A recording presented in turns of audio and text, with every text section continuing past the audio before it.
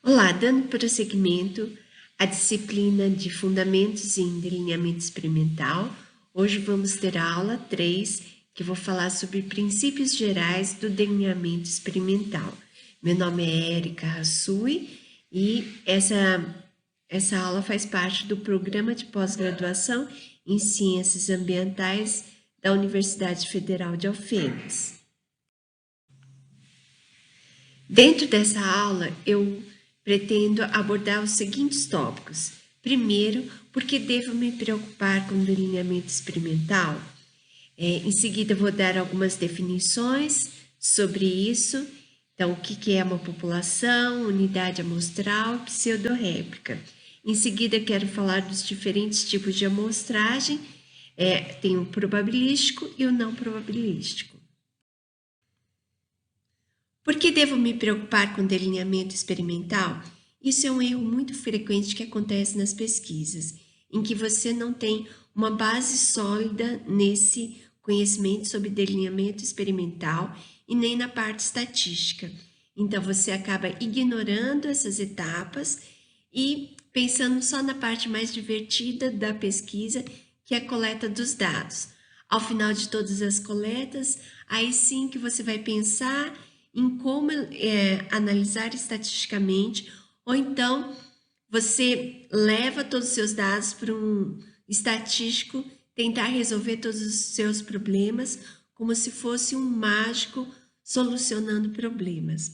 Eu tenho uma triste notícia para você: o estatístico não é um mágico e muitas das vezes a maneira com que coletamos nossos dados ferem vários pressupostos estatísticos e assim eles não conseguem analisar os dados ou nossos resultados são fracos, com evidências bem fracas para responder a qualquer questão. Então, por isso que é tão importante você pensar primeiro em como você vai coletar e depois como vai analisar os seus dados, para aí sim começar a parte mais divertida, que é ir a campo ou entrar no laboratório. Um outro ponto que eu gostaria de abordar dentro do delineamento experimental são os custos de um delineamento ruim. Você vai ter muito custo em relação ao tempo, dinheiro e esforço que vai ser gasto de maneira desnecessária. Muitas das vezes você vai coletar de maneira excessiva diversos dados que não vão ser utilizados posteriormente, ou então o inverso, você coleta muito pouco e aí você também não consegue voltar de novo a campo para coletar mais dados. Um outro ponto são as questões éticas, quando envolve o sacrifício de animais. Então, você gera muito sofrimento a esses animais de maneira desnecessária. Um outro problema que pode ter dentro do delineamento experimental são problemas de escala espacial imprópria. Então, você trabalha numa escala errada, efeitos de confusão, falta de independência nos dados ou pseudorréplicas. Todos esses problemas vão ser abordados na aula 4, mas eu gostaria de adiantá-los agora para mostrar que isso é um custo de um delineamento ruim. Então, no final, qual seria a consequência disso? A consequência são evidências fracas, sem suporte estatístico, e um trabalho dentro dessas condições, geralmente ele é rejeitado. Antes de começarmos a falar propriamente no delineamento experimental, a gente precisa entender algumas definições e alguns termos que são muito utilizados. Primeiro, a população, o que seria uma unidade amostral, e pseudorréplicas. Uma população são todos os elementos a qual você está estudando e pretende gerar uma resposta sobre esses elementos. Então, seria o conjunto total desses elementos. Uma amostra é um subconjunto desta população. e a unidade amostral representa um único elemento a qual você vai gerar essa informação. A pseudo-réplica seria uma repetição dessas respostas de um mesmo elemento. Para deixar mais claro os termos que eu acabei de mencionar no slide anterior, eu vou colocar aqui alguns exemplos dentro da pesquisa que vai ser realizada pela Johnson & Johnson para testar a vacina da Covid-19. Nesse caso, a população seria a população mundial a qual a Johnson & Johnson tem interesse em fornecer a vacina. A amostra seriam todos os voluntários que vão inicialmente testar essa vacina. No caso, vão ser 60 mil voluntários em vários países, sendo que no Brasil são 7 mil, distribuídos em vários estados. A unidade amostral é um único indivíduo.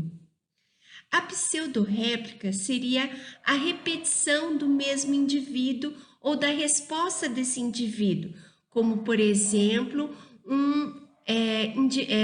um gêmeo univitelino, onde as características genéticas são idênticas e provavelmente ele vai apresentar as mesmas respostas imunológicas a essa vacinação. Ou então pode estar relacionado não com gêmeos idênticos, mas com indivíduos aparentados cujas relações filogenéticas vão interferir dentro das respostas à vacinação. Eu posso ter duas formas de abordagem na minha pesquisa.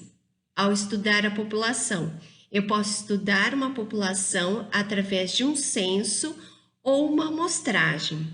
Quando eu faço um censo, eu coleto informações de todos os indivíduos da minha população. Então, no caso desse exemplo, se a minha variável de estudo, a variável resposta, são as cores dos indivíduos da população, eu coletaria informações e perceberia que ele tem 7 cores diferentes. Já na amostragem, eu seleciono alguns indivíduos da minha população e a partir dessa seleção eu recolho as respostas desses indivíduos. Nesse caso, eu teria 4 cores diferentes. Já dá para ver que a resposta da minha população é diferente da resposta da minha amostra. Significa que a forma de amostragem não foi mais adequada e existe uma margem de erro ao fazer uma amostragem. Então, comparando as duas formas de abordagem, num censo, o universo de estudo seria toda a minha população. Já na amostragem, seria um subconjunto dessa população.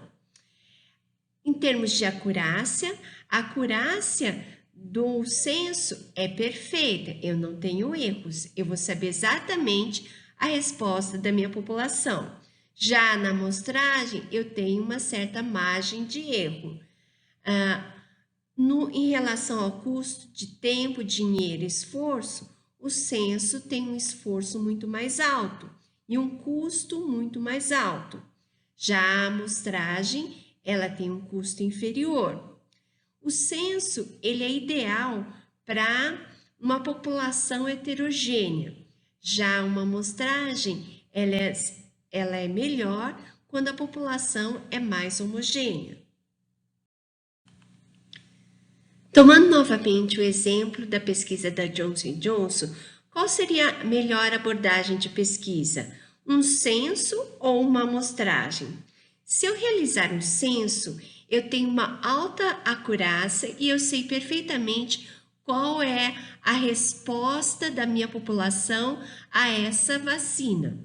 No entanto, isso se torna inviável em termos éticos, porque todos os indivíduos teriam que aceitar o teste dessa vacinação, a aplicação dessa vacina no mundo inteiro. Isso ia custar dinheiro e tempo. Por outro lado, uma amostragem teria uma resposta muito mais rápida, no entanto, teria uma margem de erro se o delineamento não for bom, porque o delineamento precisa incorporar toda a variabilidade de resposta da minha população. Mas quais seriam os requisitos necessários para eu garantir uma alta confiabilidade nos meus resultados a partir de uma amostragem? Então, o principal requisito para a amostragem é que ela seja representativa da população. Ela incorpore toda a variabilidade de resposta da minha população. Mas o que seria a variabilidade de resposta no caso da pesquisa da Johnson Johnson? Olha, eu queria que vocês me desculpassem porque eu não sou epidemiologista. Então, eu posso estar errada em relação às reações imunológicas das pessoas frente à vacinação. A informação que eu trago para vocês é sobre a resposta das pessoas em relação à Covid-19. Existe um efeito muito grande da idade. Então, quanto maior é a idade, maior é a taxa de mortalidade frente ao vírus. Também as condições de saúde interferem sobre a taxa de mortalidade, e a diferença no gênero entre homem e mulher também interfere sobre a taxa de mortalidade. Então, nesse caso, o que seria a variabilidade de resposta da minha população frente à mortalidade da Covid? Eu tenho interferência da idade, da condição de saúde e do gênero. Nesse caso, a minha amostragem deveria incorporar todas essas variações. Então, deveria ser dentro dessa amostra, deveriam conter todas essas variações para eu saber a resposta à vacinação. Para eu garantir a representatividade da variabilidade de resposta da minha população, vem à minha mente algumas outras perguntas, como deveria ser a seleção dessas pessoas? Qual o número de pessoas seriam necessárias nesse teste? Quais fatores poderiam interferir nos resultados, como, por exemplo, eu mencionei idade, sexo e etc. Qual deveria ser a tolerância de eu estar errada nesses resultados, que seria a minha margem de erro? Ou quais seriam as possíveis variáveis de confusão neste delineamento? Eu vou pegar esse exemplo para explicar para vocês sobre o método de amostragem. Então, no caso da Johnson Johnson, eles mencionaram o seguinte, que vão usar voluntários adultos maiores do que 18 anos e a amostragem vai ser randomizada, com duplo cego, controlado por placebo. Agora eu vou explicar passo a passo o porquê de cada uma dessas decisões no delineamento experimental. Ao escolher o método de amostragem, eu tenho duas possibilidades. Ou eu escolho a população por meio probabilístico ou não probabilístico. Dentro da escolha probabilística, o que eu tenho? Eu escolho de maneira aleatória um subconjunto da minha população. Qual seria a vantagem disso? A vantagem é que eu consigo fazer uma inferência da população a partir de uma amostra probabilística. Eu consigo fazer generalização dos meus resultados. Quando eu escolho uma amostragem de maneira não probabilística, eu seleciono por meio de alguns critérios os indivíduos da minha população para descrever esses elementos. A questão é que Eu consigo descrever perfeitamente a minha amostra, mas eu não sou capaz de fazer inferências ou generalizações a partir desse estudo de amostragem. Portanto, na escolha de qual método de amostragem seria o melhor, a primeira coisa que eu preciso fazer é decidir se eu quero ou não fazer generalização dos meus resultados para a população inteira. Se eu quiser fazer, eu preciso usar o método probabilístico de seleção dos meus elementos na minha amostra. E aí tem uma série de métodos que eu vou descrever mais detalhadamente nos próximos slides. Se eu não quiser fazer a generalização, eu uso um método não probabilístico.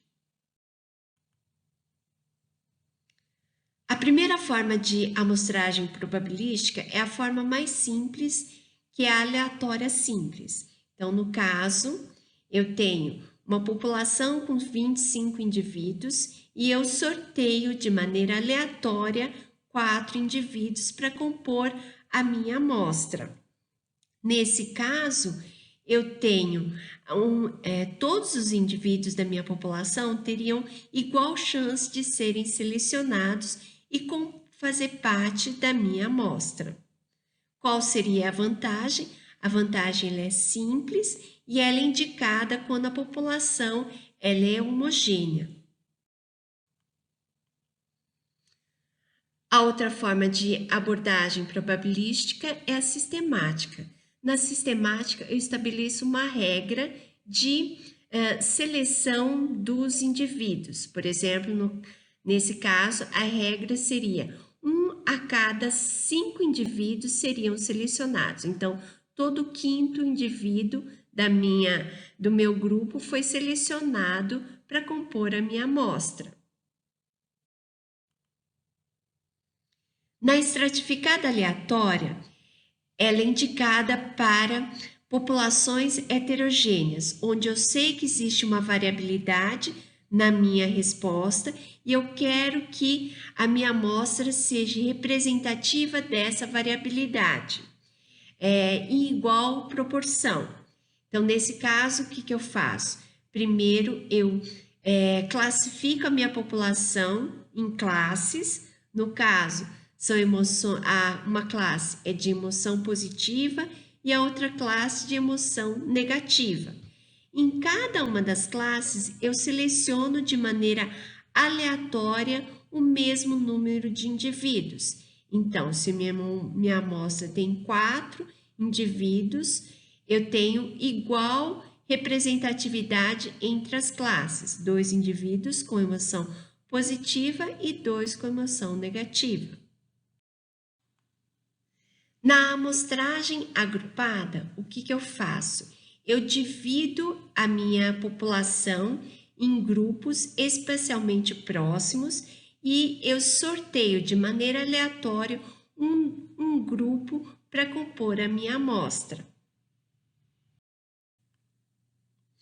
Agora eu queria fazer o seguinte com vocês, eu queria que vocês parassem o vídeo para pensar sobre essa pergunta. Pensando na pesquisa da Johnson & Johnson, qual seria a melhor forma de abordagem do problema? Seria uma amostragem probabilística ou não probabilística? Se for probabilística, qual seria a mais recomendada? A simples, a aleatória simples, a sistemática, a estratificada ou a agrupada? Se você pensou que a amostragem probabilística seria a mais adequada, ela é adequada porque você consegue fazer generalizações para o mundo inteiro. Você tem chance de fazer isso. A não probabilística, não. O problema nesse caso é um problema ético, porque nem todos os indivíduos vão ter interesse em passar por esse teste.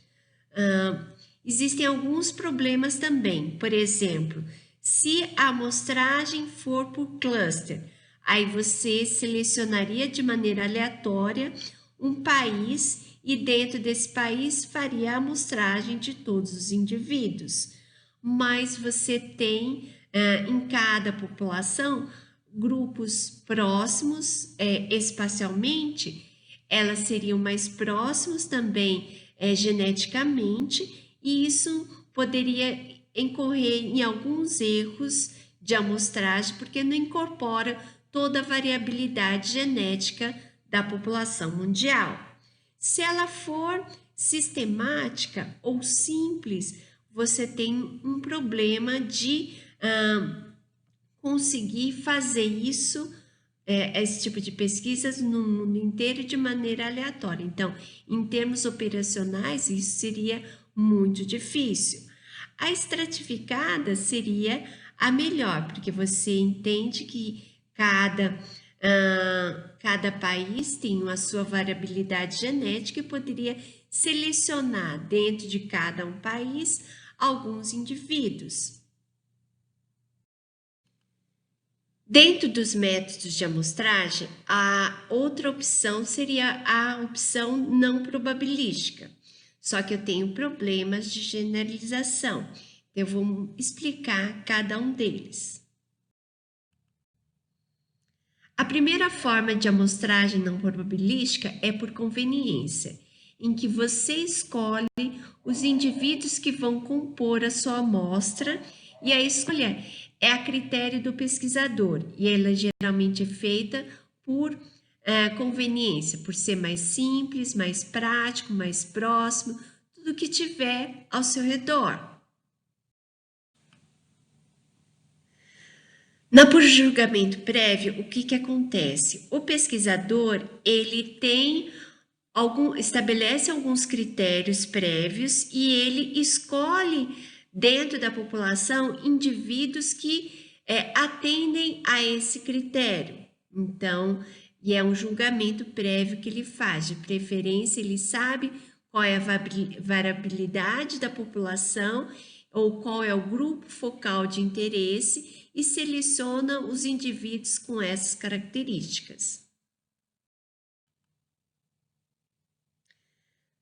Na amostragem por rede de interação ou efeito bola de neve, o que acontece? O pesquisador tem controle de selecionar os primeiros indivíduos que vão compor a sua amostra. A partir daí, a seleção ela é feita por conveniência ou proximidade desse indivíduo que foi selecionado com os indivíduos próximos a ele, formando uma rede de interação. Na amostragem não probabilística por cota, você percebe que a sua população é heterogênea e tem interesse em incorporar essa heterogeneidade na amostra. Assim, o que você faz? Primeiro, você divide a população em classe e depois escolhe alguns representantes de cada uma dessas classes para compor a sua amostra.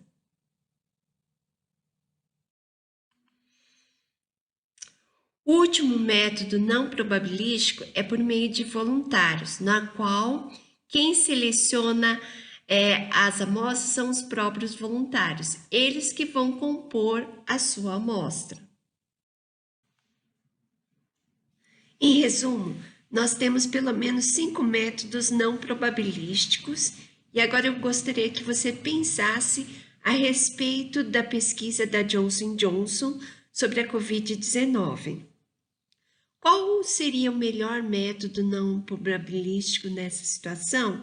Quais seriam as vantagens e desvantagens de cada um dos métodos? Então, eu gostaria de sugerir que vocês parassem um pouco o vídeo para pensar a respeito.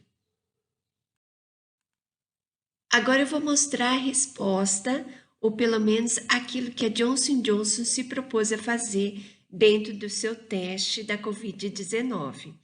Eles vão pegar voluntários maiores de 18 anos e provavelmente menores do que 65 anos, porque são pessoas que estão ativas trabalhando na área de saúde. Então, por isso que eu imagino que os aposentados vão estar fora desse teste. Nesse caso, como são voluntários, então é um método não probabilístico.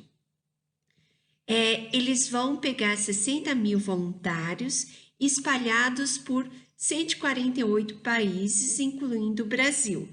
Nesse caso, o que eles fizeram? Como eles dividiram espacialmente as pessoas nas unidades políticas, você tem um método não probabilístico por cota, definindo uma quantidade de indivíduos em cada um desses países. Em seguida, pegando o exemplo do Brasil, que vão ser 7 mil indivíduos, eles vão dividir em 2 grupos. Um grupo com vacina, onde eles vão aplicar a vacina, e metade do outro grupo que eles vão aplicar um placebo, que é uma substância que não faz mal nenhum, nesses voluntários, e vão ver a diferença de resposta em relação à exposição ao vírus da Covid-19. Qual desses grupos iria apresentar os sintomas da doença? É esperado que os indivíduos com a vacina não tenham esses sintomas. Nesse caso, por dividir o grupo de maneira aleatória, você tem um método probabilístico aleatório. Agora, pensando em todo esse método, você acha que vai ter representatividade da variabilidade da população? O que você acha será que indivíduos adultos têm a mesma resposta à vacinação do que os indivíduos jovens? Será que indivíduos assim aposentados teriam a mesma reação dos indivíduos ativos? Será que dentro dessa separação dos grupos o gênero foi igualmente representado? Então, homens e mulheres teriam a mesma representatividade? Isso não fica claro dentro da reportagem, porque eu peguei só um detalhe da reportagem, eu não sei a fundo disso, mas isso daqui foi só um exemplo que eu gostaria de fornecer, que eu quis fornecer para vocês, para ver a complexidade no método de amostragem. Agora eu quero dar um outro exemplo para vocês, não de experimentos de manipulação, mas sim de coletas de dados no campo. O que acontece quando eu coleto os dados no campo e qual seria o melhor método de amostragem? Os métodos são os mesmos que eu acabei de exemplificar, é só uma questão de você transpor isso para essa situação e para essa realidade. No exemplo que eu dei, em relação às pessoas, existem determinadas variáveis do seu estudo e você deve pensar qual é a variabilidade da sua amostra.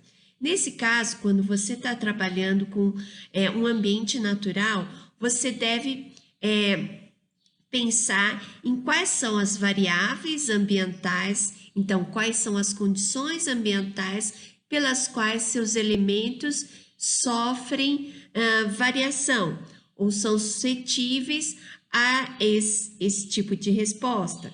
Então, nesse caso, eu peguei aqui o exemplo de uma variação topográfica, onde eu tenho diferentes condições climáticas, altitudinais e de relevo. Então, todas essas variações nas condições ambientais vão gerar um gradiente de variação, a qual seus indivíduos, seus elementos que você está estudando, vai sofrer o efeito. Então, você aqui na paisagem, nesse recorte desse ambiente, eu coloquei um gradiente de cinza representando essas variações das condições ambientais. Lembra do fluxograma que eu apresentei de maneira geral, expondo depois cada um dos métodos de amostragens? Então, eu coloquei aqui um exemplo para vocês de alguns desses métodos e como as amostras deveriam estar distribuídas espacialmente. Então, eu peguei o mesmo recorte da paisagem com um gradiente de variação nas condições ambientais. Então, as bolinhas representam as minhas unidades amostrais. Quando eu utilizo um método de amostragem simples aleatória, o que acontece? Eu vou dispor espacialmente as minhas amostras de maneira aleatória dentro dessa paisagem. Então, se dá para ver que a distribuição, ela fica na simples aleatória, fica extremamente irregular. O problema nesse caso é que algumas condições ambientais são subamostradas, enquanto outras estão superamostradas. Por exemplo, a parte mais clara da paisagem só tem uma bolinha, então ela vai ser subamostrada, enquanto a parte mais escura, superamostrada. Um outro método seria o método sistemático, que eu coloco de maneira regular as minhas amostras, e aqui tem uma distância entre as amostras, elas estão todas regulares. Isso fica mais simples de se dispor nessa situação, fica mais prático. No entanto, também você incorre nesse mesmo erro de subamostrar a área branca e superamostrar a área cinza. Na situação estratificada aleatória, o que eu tenho aqui? Eu tenho a mesma quantidade de unidades amostrais em cada uma dessas classes de cores de cinza, de tons de cinzas. Nessa situação, então, quando eu tenho um gradiente ambiental e o ambiente em toda a paisagem, toda a área de estudo, ela é heterogênea, o melhor método nessa situação seria um estratificado aleatório. Se a paisagem for completamente homogênea, só com uma cor de cinza, tanto faz eu usar a simples como a aleatória, não tem nenhum problema. Então, vai depender do gradiente de variação nas condições ambientais. A amostragem não probabilística por conveniência, então seria assim, como se você escolhesse as áreas mais próximas da sua casa ou da estrada, que seria mais fácil de você coletar. O problema nessa situação é que é mais fácil de coletar seus dados, você precisa andar menos, você exige um menor esforço. No entanto, essas unidades não são representativas da minha paisagem ou não cobrem toda a variação nas condições ambientais da minha paisagem. Agora eu gostaria de deixar um exercício para vocês pensarem sobre o método de amostragem nessa situação em que eu tenho interesse de saber qual o número de espécies de plantas presentes nessa paisagem. Qual seria o melhor método a ser utilizado nessa situação?